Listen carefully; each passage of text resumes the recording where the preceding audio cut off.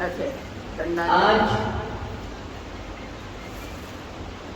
18वां अध्याय पढ़ी। 18 अध्याय की गीता।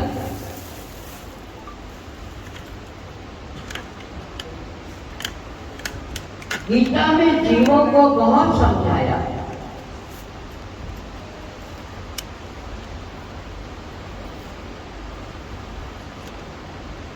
अर्जुन भी मोह में फंस गया। उसका मोह नष्ट करने के लिए भगवान कृष्ण ने कुरुक्षेत्र के अंदर ही अर्जुन को ये ज्ञान सुनते सुनते भी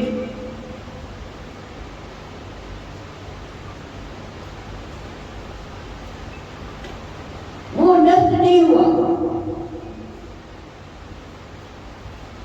भगवान बार बार कह रहे तो मेरा मित्र है, मैं तुझे ये बातें बता रहा हूं।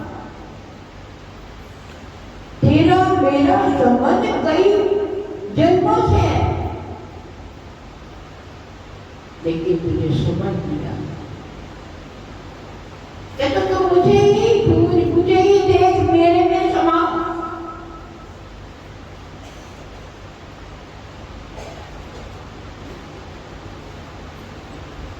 मैं ही कृष्ण हूँ, मैं ही अर्जुन हूँ, मैं ही यही हूँ, मैं। जब बार बार भगवान ने अर्जुन को ये बात कही कि मैं ही हूँ, मैं इसमें भी हूँ, मैं उसमें भी हूँ, मैं फलों में भी हूँ, पेड़ों में भी हूँ, दुनिया के चर अचर सब में हूँ, सब ये मेरे ही रूप है।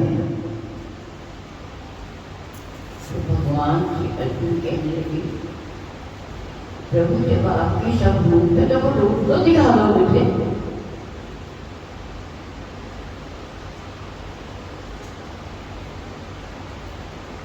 तब श्री कृष्ण ने अपना दिव्य रूप दिखाया, जिसमें उसके अंदर सारे रूप थे। जब उस दृश्य को देखा, क्या देख रहा है भगवान की इतने रूप, और फिर क्या हो रहा है?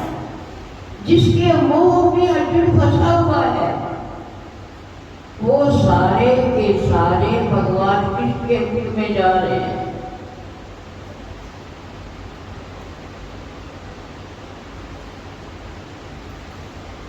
मारने वाला तो वही था।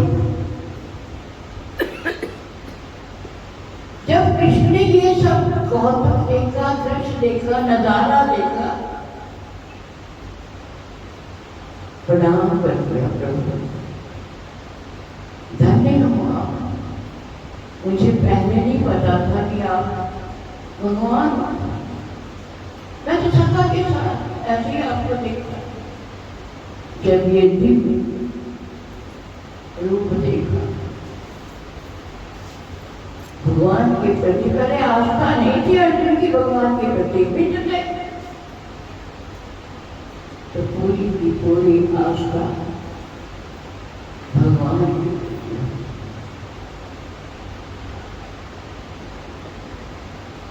उस समय अर्जुन ने कहा, अभी ज्ञान बंद नहीं हुई तो छठे अध्याय में उन्होंने अपना रूप दिखा दिया। उसके बाद भी बहुत ज्ञान दिया। इसी तरह हम तो आप सब श्री महाराज जी के चरणों से जुड़े हुए हैं।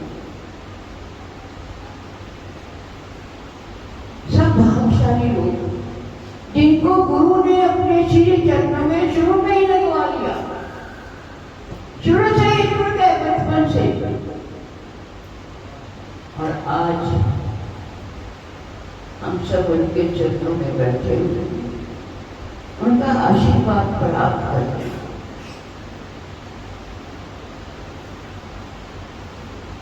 कि उनके बगैर हमारे पास कुछ नहीं। जो कुछ है हमारे पास, जो कुछ भी है, सिर्फ कारण है, क्योंकि परमात्मा सबके भीतर वो एक जगह नहीं है, कण कण में अपने भीतर भी है। जैसे जरा गर्दन झुकाई होती थी, तो गर्दन को झुकाने का मतलब क्या होता है? हमारे अंदर मस्तिष्क के अंदर बहुत अहंकार, काम, क्रोध, लोभ, अहंकार, जब मस्तिष्क झुक गया सब निकल गया। जो दीदार अर्जुन को कराया, वही दीदार तुम भी अपने अपने भीतर कर सकते हो। वो दूर नहीं, हर क्षण हर पल आप सबके साथ है।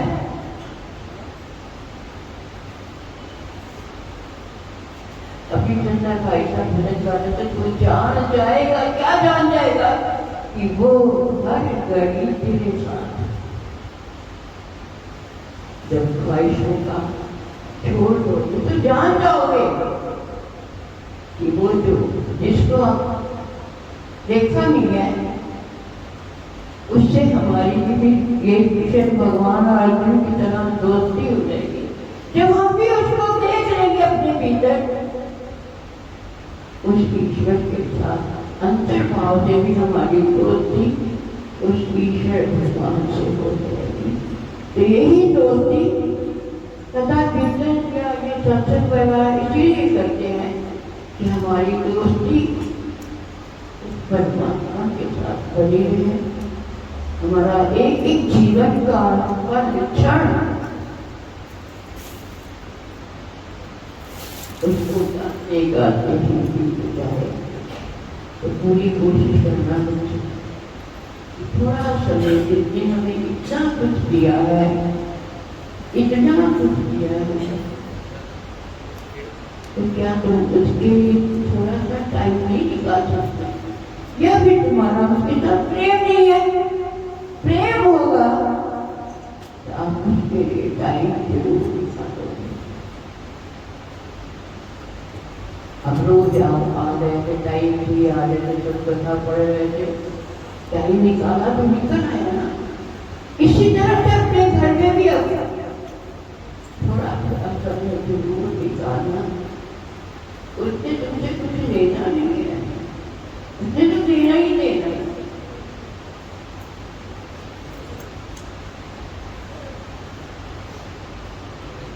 मैंने एक दिन आंखों बंद करके बैठी, मन में विचार चल रहा है कि महाराज हे ईश्वर, तो हर समय सबके अंदर है, हमेशा जागता है। क्या आपको नींद नहीं आती?